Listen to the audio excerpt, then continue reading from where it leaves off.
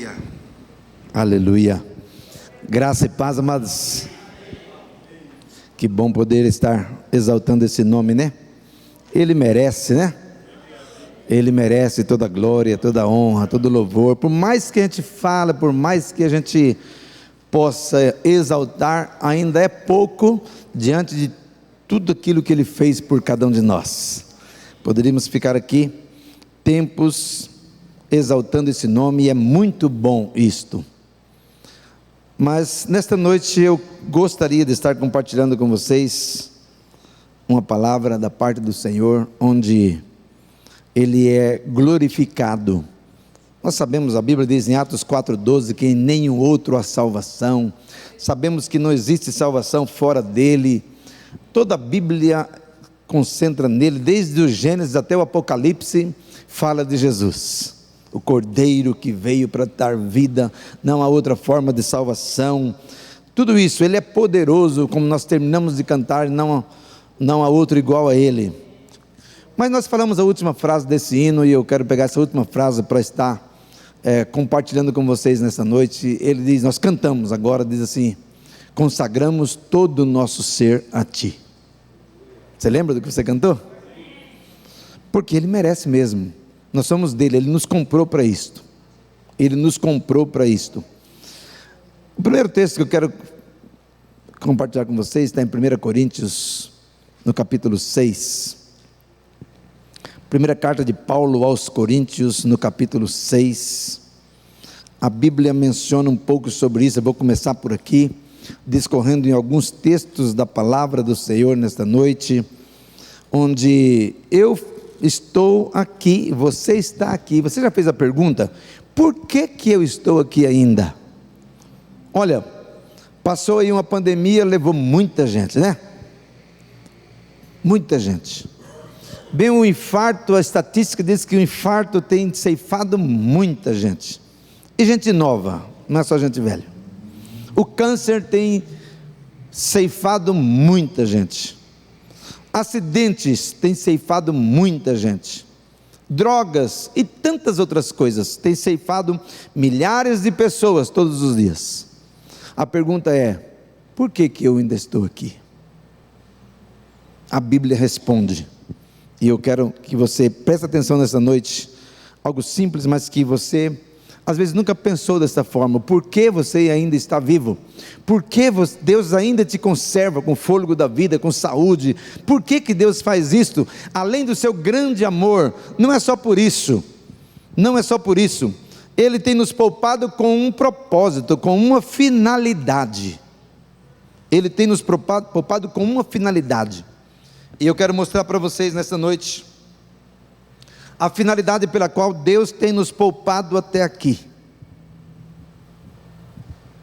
Diz assim no capítulo 6 da primeira carta, no versículo 19 e 20, acompanha aí comigo, diz assim: ou não sabeis que o nosso corpo é o templo do Espírito Santo, que habita em vós, proveniente de Deus, proveniente de Deus, e que não sois de vós mesmos, porque fostes comprados por bom preço. Glorificai, pois, a Deus no vosso corpo e no vosso espírito, os quais pertencem a Deus. Ele nos comprou. Primeiro que foi Ele que nos fez no ventre, né? Foi Ele que nos fez, com um propósito. E depois a gente se perdeu pelo pecado, desobedecemos, Ele foi lá e nos comprou de novo. Não desiste de você, comprou nós. E Ele comprou com um propósito. Ele nos comprou, Ele nos fez templo, casa dEle, porque Ele tinha um propósito de salvar vidas, de salvar a humanidade. Deus sempre investiu no homem, sempre investiu na raça humana. Ele não desiste do homem. Jesus Cristo veio com um propósito, uma missão. Jesus veio com uma missão na terra, e Ele começou a fazer, e deixou para nós, eu e você, continuarmos esta missão. Agora nós vamos falar um pouquinho sobre esta missão que nos foi dada. visto que Ele nos comprou? Ninguém, nenhum empresário contrata alguém para somente elogiar ele. O senhor tem uma bela firma, hein? O senhor tem um belo carro, hein? O senhor é isso, o senhor é aquilo, o senhor é amoroso, o senhor gosta dos seus empregados, o senhor dá cesta básica, o senhor dá convênio, o senhor fica ali só bajulando, e o serviço nada. Você acha que esse empresário vai permanecer pagando salário e dando todos esses benefícios só porque ele fala bem dele? Não. Assim também somos nós, amados. É gostoso elogiar Ele, é muito bom. É gostoso falar bem dEle, é muito bom, Ele merece. Mas o que glorifica o Senhor não é isso só.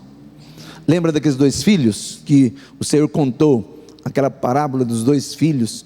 O pai de família chegou para um deles e diz assim: filhinho, vai trabalhar na nossa roça. E ele disse: tudo bem, papai, pode deixar aqui, está comigo, pode deixar, eu vou. Mas não foi. Aí ele chegou no outro filho e diz assim: filhinho, vai trabalhar na nossa roça. Ele disse: pai, eu não vou não, pai. Talvez tinha outra coisa, não vou não, pai. Mas depois ele caiu em si e disse: papai precisa, papai tem autoridade, papai manda. Ele não pediu, ele mandou. E ele decidiu e foi trabalhar. Aí a pergunta foi: qual deles fez a vontade do pai? Aquele que disse que não, mas foi. Aquele que diz eu vou, mas não foi, esse não fez a vontade. Então, nós estamos diante de uma sociedade hoje de igrejas, de crentes, que é muito bom elogiar, falar bem dele. Eu vou, papai, eu vou, tu és, mas na hora de ir, não vai. E em João 15, convido você a ir lá comigo, Evangelho de João, no capítulo 15, diz assim a palavra, no versículo 8, João 15, 8, diz assim: nisto é glorificado meu Pai, em que deis muito fruto, e assim sereis meus discípulos. Muito fruto. Olha para as tuas mãos aí, quantos frutos você tem dado? Ele diz: muitos frutos. Nisto é glorificado meu Pai, em que deis muito fruto, e assim sereis os meus discípulos. Então por que eu vim na terra? Com um propósito, com uma missão, continuar o que Jesus começou a ensinar, mas a fazer também. Ele não só ensinava, ele fazia. E o que eu tenho que fazer hoje? Ensinar e fazer, ou fazer para ensinar aquilo que eu estou fazendo. Então essa é a minha missão, esta é a nossa missão, e está cheio de versículos que fala sobre isso.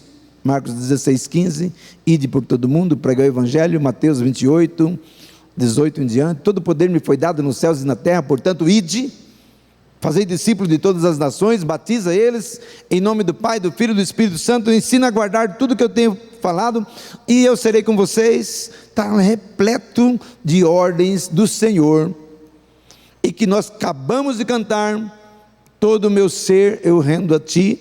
Ele está dizendo: eu espero que sim, eu conto com você. Então aonde você estiver, você pode ser um embaixador do reino de Deus. O que você não pode é ficar para você e não distribuir. Então, vamos responder alguns porquês. Por que Ele nos deu esta missão? Primeiro, porque eu sou um embaixador, e as pessoas não conhecem o reino dos céus. 2 Coríntios capítulo 5, versículo 17 em diante. Vamos lá, 2 Coríntios capítulo 5, versículo 17. Por que esta missão? Porque o povo não conhece o reino, e eu sou embaixador deste reino, para poder falar para as pessoas sobre esse reino, ensiná-las, tirar dúvidas.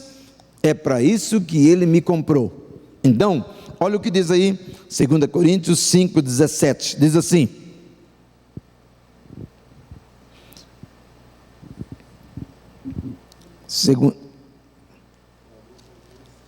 é 1 Coríntios, vamos ver aqui.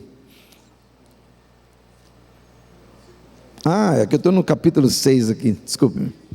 É o 5,17, 2 Coríntios 5,17, diz assim: assim que, se alguém está em Cristo, nova criatura é.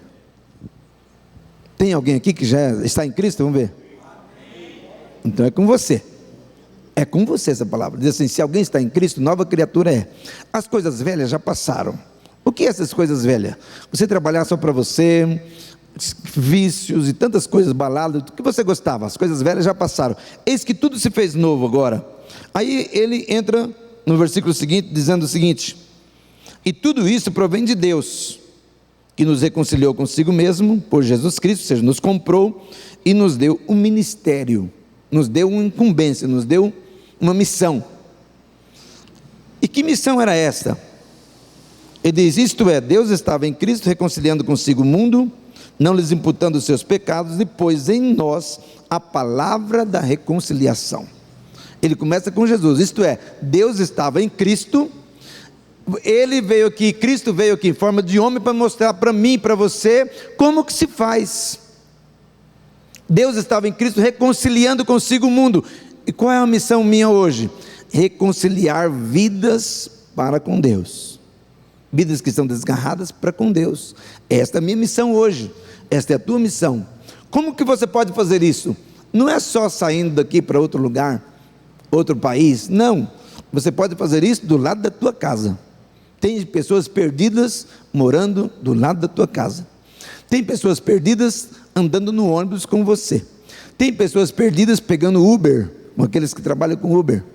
Então você tem a oportunidade de ser um embaixador do reino dentro do teu carro, dirigindo e falando para alguém, ou lavando roupa e falando com alguém, ou visitando uma vizinha e falando com ela. Enfim, você tem oportunidades de todas as formas de falar e ser um embaixador do reino.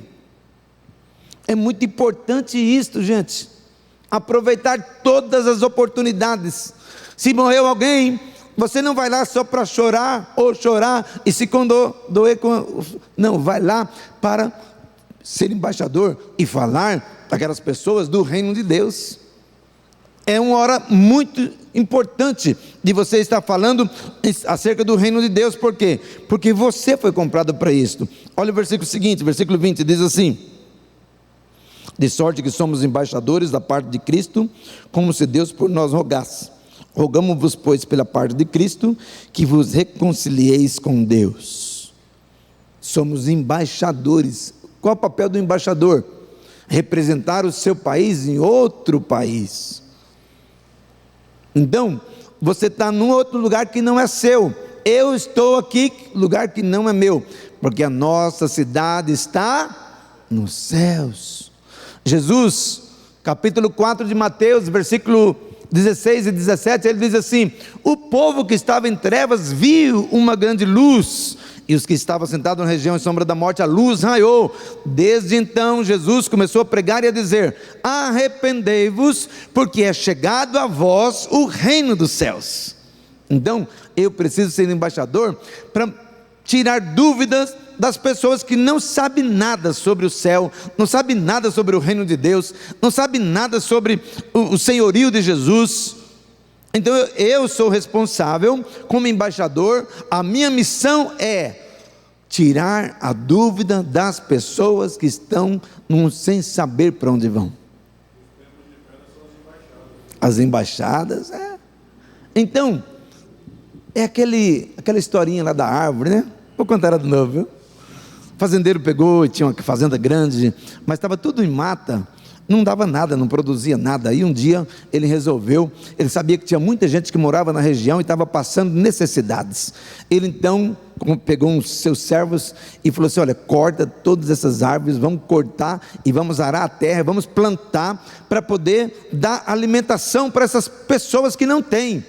E aí cortaram, derrubaram as árvores e cortaram, araram a terra, mas o fazendeiro deixou uma árvore grande e construiu a sede da fazenda próximo daquela árvore.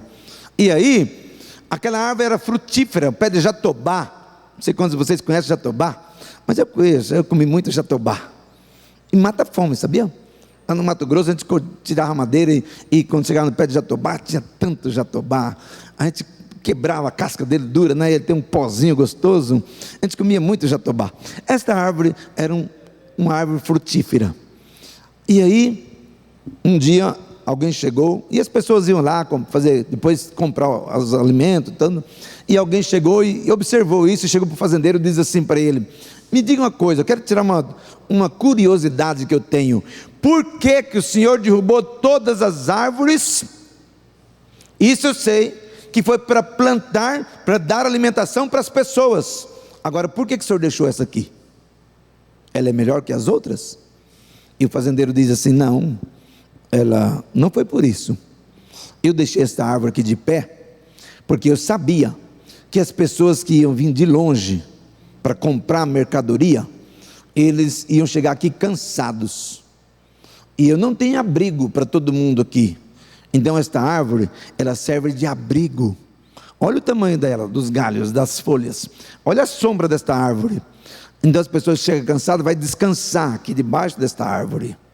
Outra coisa, eles vêm com seus animais, cavalos, carruagens, eles vêm, e quando eles chegam aqui, que eles vão entrar para comprar, para ver mercadoria, eles não podem deixar os cavalos soltos, porque os cavalos podem voltar embora. Então esta árvore, eles chegam aqui e amarram os seus animais aqui na árvore. Ela é uma árvore de segurança. Tem outra coisa, esta árvore também foi deixada com outro propósito. Ela, está vendo os frutos dela? Pode vir muita gente que não trouxe lanche, pode vir muita gente de longe que não tem com o que comprar o lanche. Então eles chegam aqui, eles derrubam o jatobá, eles pegam o fruto da árvore e eles se alimentam desta árvore. E falou um monte de benfeitoria da árvore, e disse para aquele homem: é por isso que eu a mantenho de pé. Agora vamos imaginar o nosso Deus. Ele dá alimento, Ele quer alimentar as pessoas, Ele quer dar segurança, Ele quer dar abrigo, Ele quer alimentar. E Ele começou a fazer isso. A pessoa de Jesus, se você ler Isaías 32, você vai ver que esse Jesus, vamos lá comigo, Isaías 32, exemplo desta árvore. Olha o que a Bíblia declara sobre esta árvore: reinará um rei com justiça, e dominarão os príncipes segundo o juízo, e será aquele varão, olha a árvore aí, e será aquele varão como esconderijo contra o vento. 32, Isaías 32, versículo 1, versículo 1 e 2 e 3. Reinará um rei com justiça, e dominarão os príncipes segundo o juízo, e será aquele varão como um esconderijo contra o vento, e como um refúgio contra a tempestade, e como ribeiros de águas em lugares secos, e como sombra de uma grande rocha em terra sedenta. Não parece essa árvore que eu falei? Ele é esta árvore. Ele veio para isso. Versículo 3: e os olhos dos que veem não olharão para trás, e os ouvidos dos que ouvem estarão atentos. Esta árvore, ele serviu o tempo que ele ficou aqui, e ele deixou como modelo para mim e para você. Então por que eu estou aqui? Em benefício daqueles que não entendem do reino. Eu sou embaixador para poder estar a eles o entendimento. Mais uma coisa, por que eu estou aqui? Porque eu sou dispenseiro. Olha, vamos lá, 1 Pedro 4,10. 1 de Pedro 4,10. Deus tem uma despensa carregada, não falta nada na despensa de Deus. Você acredita assim? Não falta nada, tudo que você precisar tem na despensa. Só que o dono veio aqui e mostrou a despensa, e ele usou a despensa Quando chegava alguém com febre, como a sogra de Pedro, ele dava saúde. Quando chegava alguém paralítico, ele levantava. Quando alguém ia para a despensa, morto, como as irmãs de Lázaro, clamaram a ele, ele foi lá e ressuscitou. O que é impossível para ele? Nada. Na despensa tem ressurreição, cura, na despensa tem salvação, na despensa tem tudo que você imagina. Agora, ele, depois de 3 anos de ministério, mostrou tudo, e aí ele diz assim, em Mateus 16, ele diz assim: eu edificarei a minha igreja, a partir de agora eu vou subir, mas eu vou deixar a minha igreja responsável por essa despensa. Ele diz assim: eu edificarei a minha igreja, as portas do inferno não prevalecerão contra ela, e eu darei a chave do reino dos céus, e tudo que ela ligar aqui na terra, eu ligo lá, e tudo que ela desligar aqui, eu desligo lá. A despensa mantém na autoridade dele, mas eu tenho a chave. A despensa é dele, o mantimento é ele que dá, mas você tem a chave. E olha o que a Bíblia declara aqui, 1 de Pedro, capítulo 4, versículo 10, diz assim, 1 Pedro 4, 10, cada um administre aos outros, olha a árvore, aquela árvore não ficou de pé por causa dela, que ela era melhor, ela ficou de pé por causa dos outros, para ela servir de benefício para os outros. Vocês estão entendendo? Então olha por que eu estou vivo hoje, e por que Deus mantém você vivo. Ele diz assim: cada um administre aos outros o dom como recebeu. Como recebeu? Você pagou alguma coisa nos dons? Então dê de graça também. Como recebeu? Como bons dispenseiros da multiforme graça de Deus. O que é um... Ninguém invade. Mas como bons dispenseiros, o que você imagina por um bom dispenseiro? Tem um negócio que não é dele. O dono chegou e deu a chave para ele, e deu ordem para ele o seguinte: todos quantos vierem necessitados, distribua, sem cobrar nada. Aí eu tenho a chave. E sabe o que uma boa parte da igreja, dos irmãos, dos cristãos, uma boa parte estão fazendo hoje? Está com a chave na mão, toda vez que precisa, entra na despensa e come. Mas quando é para distribuir, não estão fazendo. Não estão fazendo. Injustos, a Bíblia fala muito sobre isso, injusto.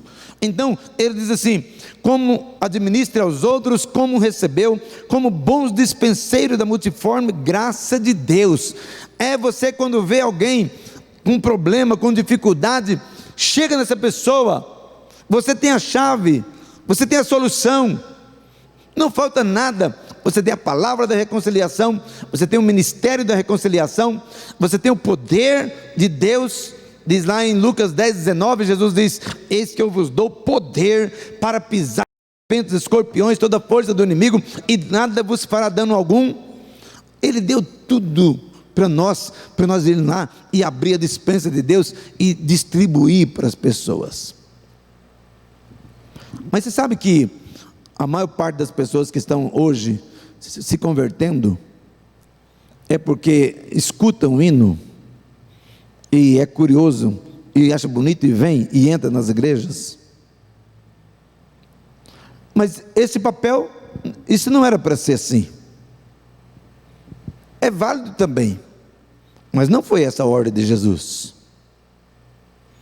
A ordem dele em João 10 diz assim: eu ainda tenho outras ovelhas que não estão no aprisco, a mim convém agregá-la. É você que vai ter que ir atrás dessas pessoas. Você é o dispenseiro. Então quando você sabe que alguém precisa de salvação, você precisa ir lá e dar salvação, e dar a motivação, dar a oportunidade para essa pessoa ser salva. Então você precisa usar a chave da despensa que não é tua.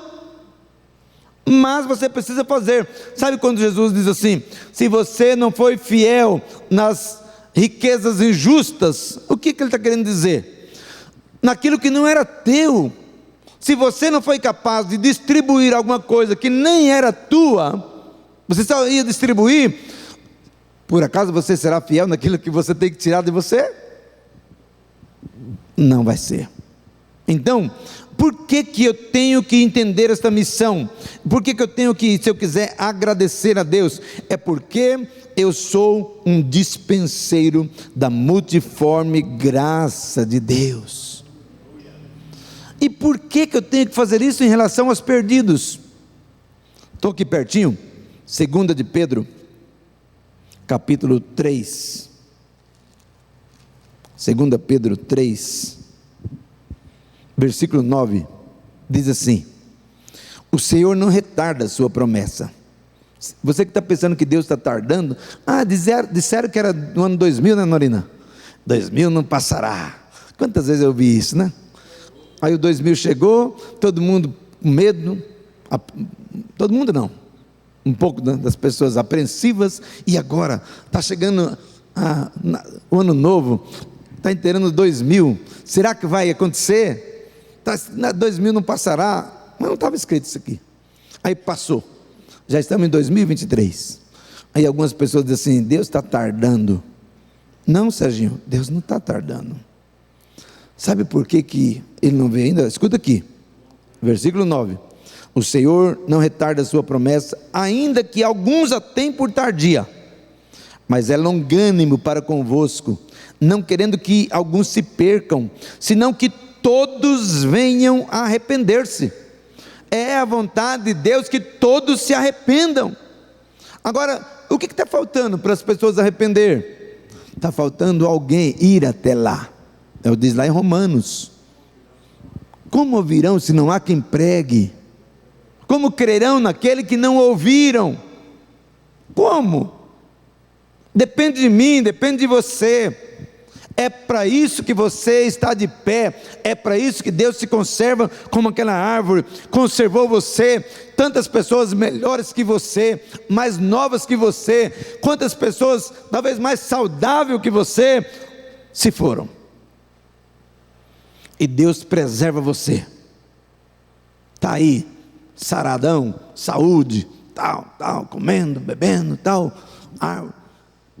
Por que você está ainda sendo conservado? Com um propósito. Porque tem muita gente, inclusive da sua família, que ainda não conhece.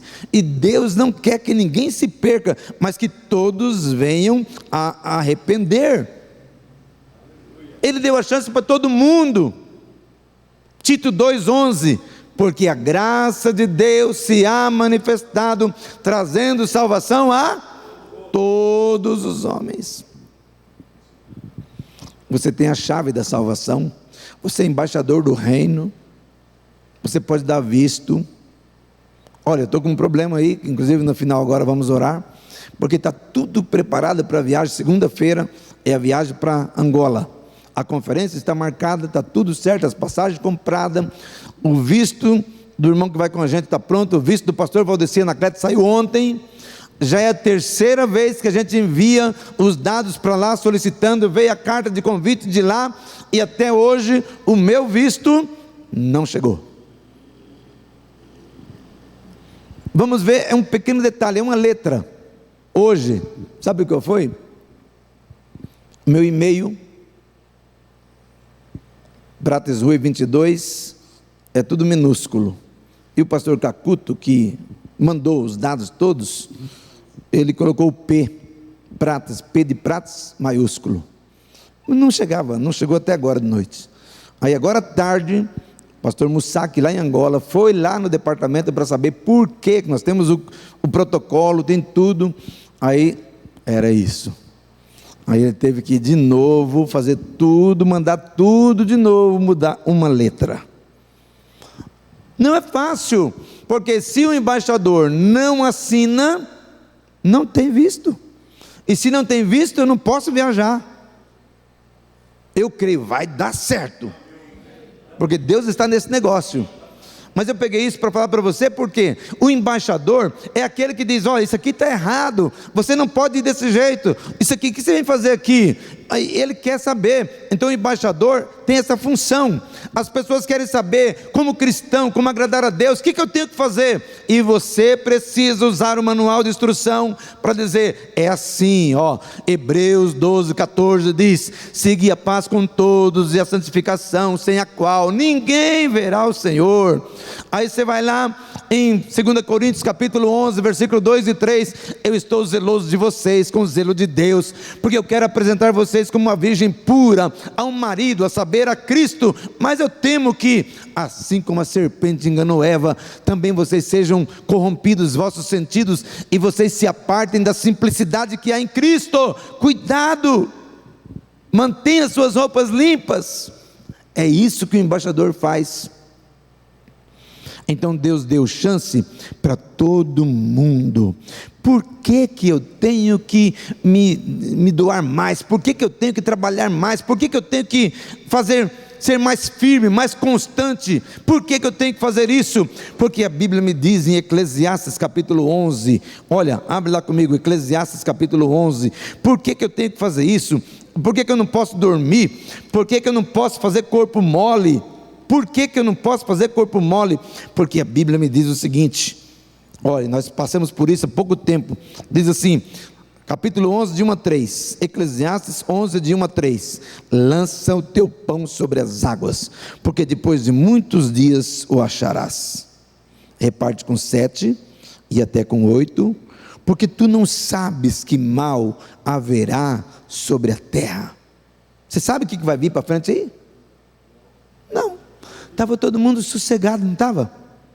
Todo mundo sossegado, igreja lotada, todo mundo sossegado, trabalhando, passeando, tal. De repente, de uma hora para outra, a gente saía, aqueles que tinham coragem, passavam no centro da cidade, parecia um cemitério, tudo fechado, não tinha ninguém andando na rua, o trânsito acabou, não tinha praia, não tinha ninguém mais na praia, não tinha gente, que susto, não foi? E aquelas propagandas dos cemitérios, filas, e eu fiquei assustado.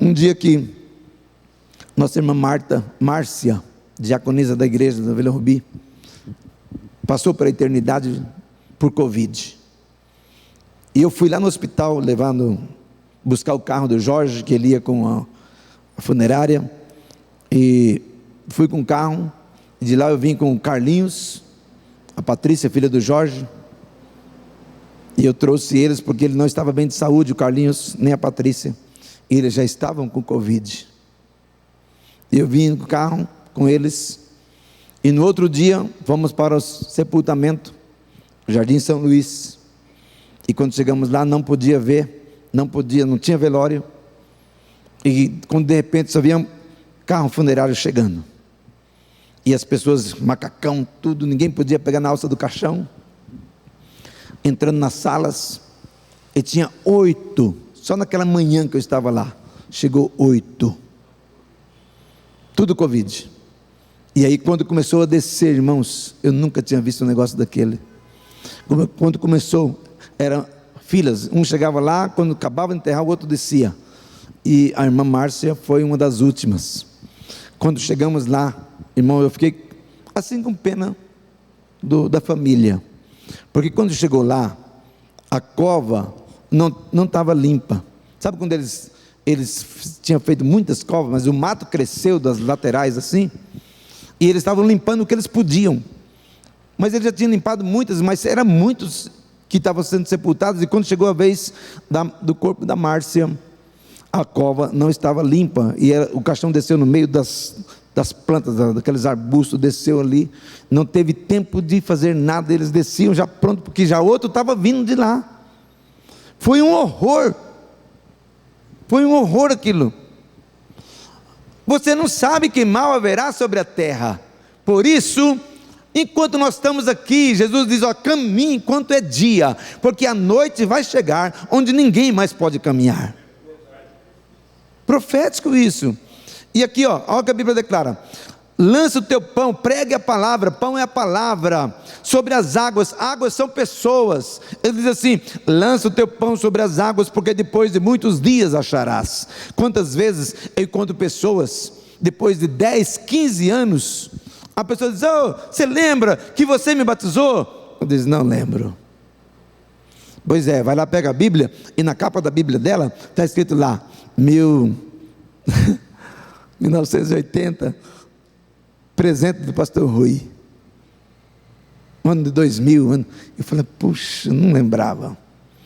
Lança o teu pão sobre as águas, porque depois de muitos dias acharás. Reparte com 7 até com 8, porque você não sabe que mal haverá sobre a terra.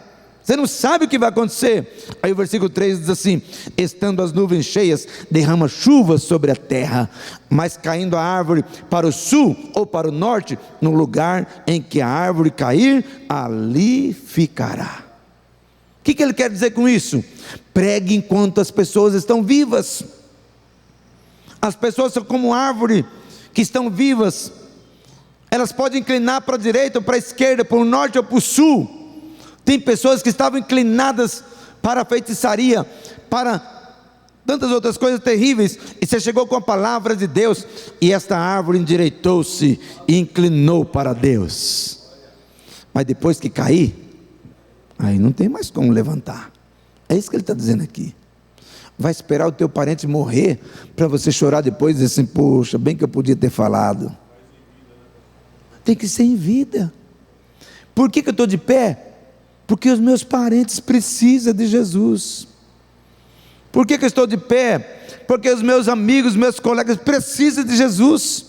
Então aproveite e fale, lança o teu pão sobre as águas, porque depois de muito tempo você vai achar. Jesus falou: por que ele confiou? E por que eu preciso ir correndo? Eu não posso perder tempo. Por quê? Porque o mundo anda desgarrado como ovelhas que não tem pastor. Mateus 9,35, vamos lá comigo. Mateus capítulo 9, versículo 35. Estou falando hoje dos porquês. Por que eu não posso vacilar? Por que eu não posso fazer corpo mole? Você tem uma missão. Então, Mateus 9,35, a Bíblia diz assim: percorria Jesus todas as cidades, de aldeia em aldeia, ensinando nas sinagogas deles, pregando o evangelho do reino, curando todas as enfermidades e moléstias entre o povo. E vendo a multidão, teve grande compaixão deles, porque andavam desgarrados e errantes, como ovelhas que não têm pastor. Então disse aos seus discípulos: a seara é realmente grande, mas poucos são os ceifeiros. Rogai, pois, ao Senhor da seara que mande ceifeiros para a tua seara. Nesta noite eu estou rogando mais gente trabalhando, gente. Nossas igrejas até que estão hoje, por causa da chuva tal, tem pouca gente, mas você está aqui, então era para você. Mas nossas escolas dominicais estão cheias de pessoas, a igreja está cheia, mas poucos são os ceifeiros. Nós estamos com as igrejas cheias de assistentes de cultos, ouvintes, e pessoas que vêm porque gostam do louvor, mas não é isso. O meu papel, a minha missão não é esta. A minha missão é trabalhar para quem me comprou, me contratou para isso. É trabalhar. Por quê? Por que eu tenho que fazer? Porque o mundo está como uma ovelha desgarrada que não sabe para onde vai. Quando morre alguém, a pessoa chega lá na cabeça do defunto e diz assim: que Deus te coloque em bom lugar. Quem falou que... Não é Deus não que decide não, quem decide sou eu, a mim. Quem decide você é você. Quem decide o teu parente é ele que vai decidir onde ele vai morar, não passar, onde ele vai morar a eternidade. E você pode interferir. Enquanto ele vive, você pode interferir, porque ele é como uma ovelha que não tem pastor, desgarrada, que não tem pastor. A ovelha é um animal que não sabe por si próprio achar o caminho. Por isso que tem que ter pastor, porque uma segue a outra, e se elas não tiverem um pastor, elas se perdem todas, porque se a primeira se perder, todas as outras vão atrás. Foi feito para andar em bando. E aí tem que ter um líder, tem que ter um pastor. É o que Jesus falou em João 10. Ele diz assim: eu tiro para fora as minhas ovelhas e vou adiante delas, e as ovelhas me seguem, porque conhece a voz do pastor. É isso que eu tenho que fazer, é isso que você tem que fazer, é viver integralmente na vontade de Deus, para que as pessoas que não sabem para onde vai, como desgarrados, elas possam ver em você um modelo de vida para seguir. Esse é o Evangelho. Então, por que eu tenho que trabalhar? Por que eu tenho que estar de pé? Porque o mundo está errante como ovelhas que não tem pastor, e eu não posso deixar com que essas pessoas sigam assim, sem saber para onde vai. Eu tenho que trabalhar, porque aqueles que querem encontrar Jesus têm muitos obstáculos. Não é fácil não. Tem muita gente que quer, mas tem muitos obstáculos. Vou citar um deles: Zaqueu. É um dos mais conhecidos da Bíblia. Ele tinha vontade de conhecer quem era Jesus. Talvez o teu parente, o teu amigo, tem vontade de conhecer, como Zaqueu. E ele foi lá para ver Jesus em Jericó. Mas quando ele foi lá, ele encontrou uma barreira enorme. Primeiro, ele era pequeno.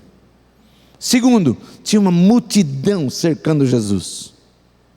E eu pergunto, ele desistiu? Não. Mas por que eu tenho que me esforçar? Porque existem barreiras para a pessoa chegar até Jesus. Primeira barreira, as amizades. Né, Flavião? Está ali muitos amigos, ó, aquele churrasquinho que tinha, né? Deixou. Por quê? Barreiras. Você vai ser crente? Você vai perder as suas amizades? Aí a vovó chega e diz assim: você vai ser crente? Uma tradição de família católica que nós temos desde os nossos antepassados, e você vai deixar, vai quebrar essa tradição para você ser crente? Que é isso? Eu nasci crente, eu nasci católico, vou morrer católico. Barreiras. Então, visto que tem muitas barreiras, eu preciso me esforçar para vencer essas barreiras, para vencer, ir lá e falar e testemunhar de Jesus para as pessoas e dizer para elas: vale a pena, vale a pena, vale a pena mudar, vale a pena trocar, vale a pena sair, deixar esse mundo, e vale a pena seguir o Senhor. Eu preciso mostrar com atos, com atitudes para essa pessoa que vale a pena ser de Jesus. Senão eles desistem por causa das barreiras. Então, por causa disso, por que eu tenho que estar de pé? Por que eu tenho que me esforçar? Porque tem muitos obstáculos. Depois, porque tem muitos que se fracassam na fé.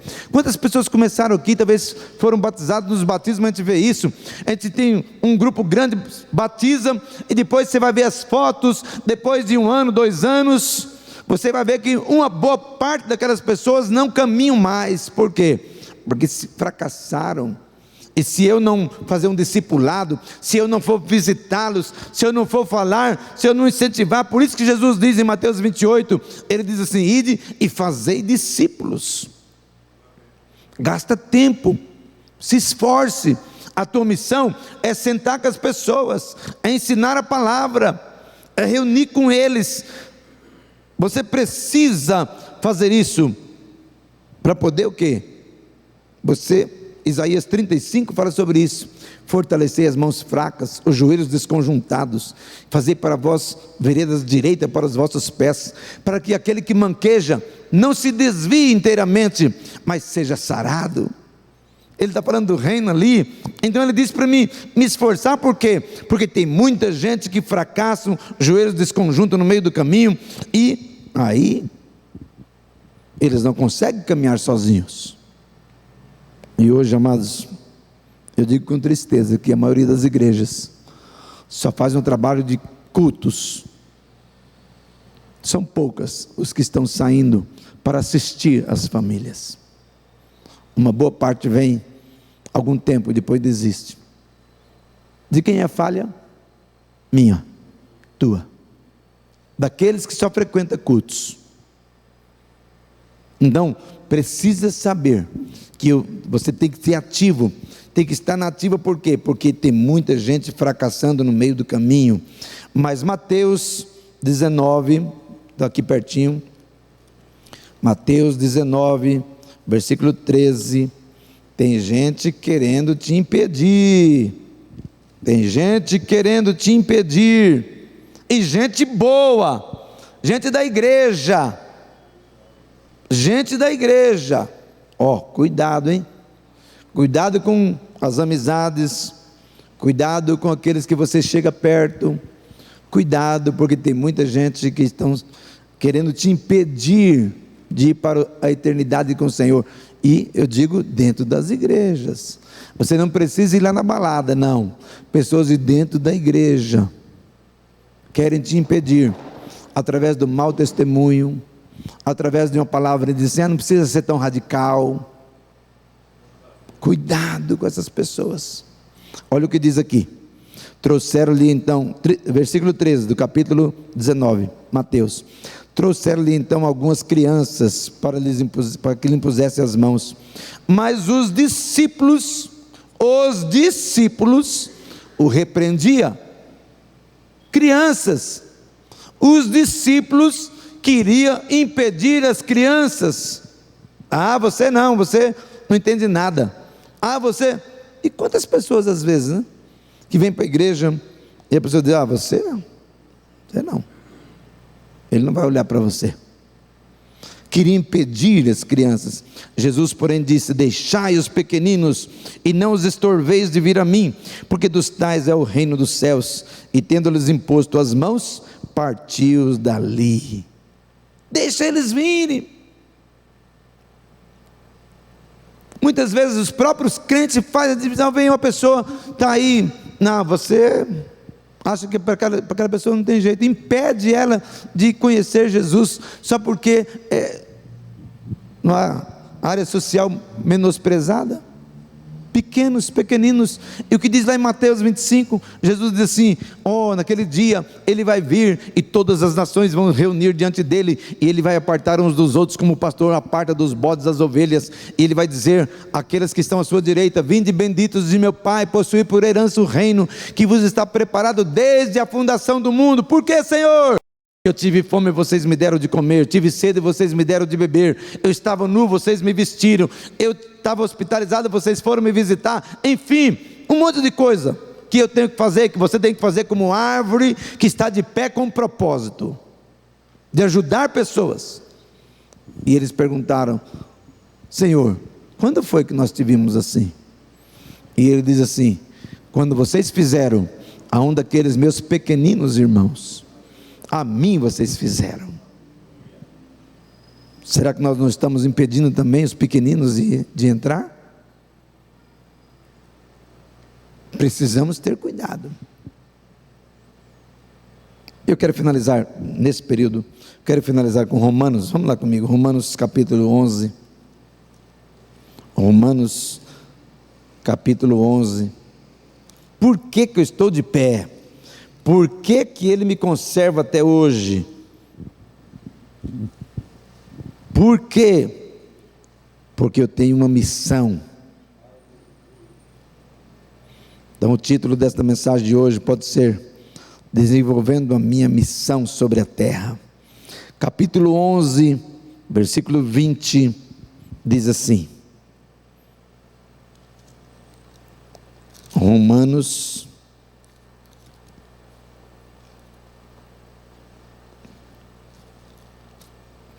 aqui ele fala do enxerto, né, dos ramos que foram quebrados, tal.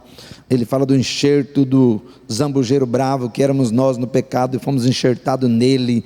Enfim, ele fala bastante coisa aqui, mas no versículo 20 ele diz assim, está bem, que eles disseram assim, mas então agora os judeus foram quebrados, agora o judeu não tem parte mais, os judeus não servem mais a Deus, os judeus são rejeitados, agora é nós.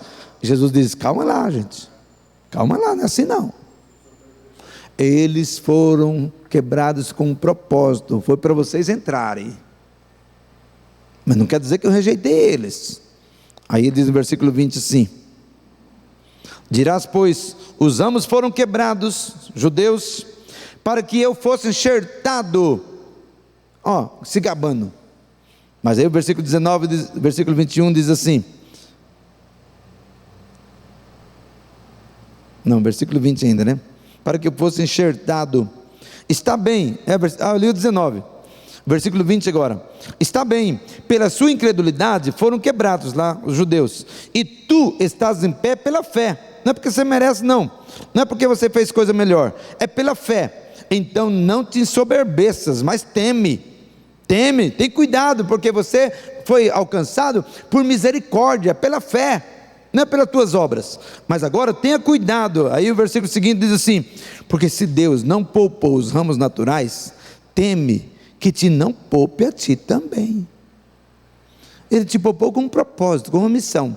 Se você não estabelecer, se você não trabalhar, se você não executar a missão pela qual Ele está sustentando você, cuidado, porque se Ele não poupou os ramos, Ele vai poupar você.